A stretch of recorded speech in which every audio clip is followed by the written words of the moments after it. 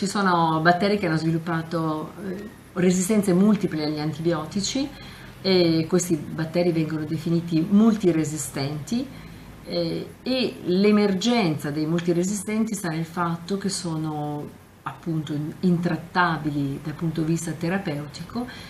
e uniscono questa loro intrattabilità anche al fatto che hanno una lunga sopravvivenza laddove vengano isolati.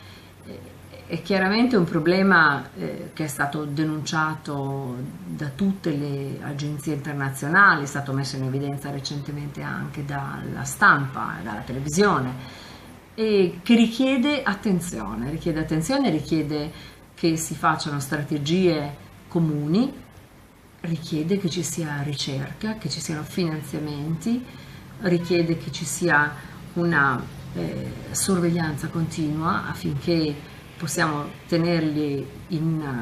modo limitato, insomma limitare il loro numero e soprattutto abbiamo bisogno di nuova diagnostica, nuovi antibiotici, abbiamo insomma bisogno di impostare una nuova era per contrastare questi microrganismi.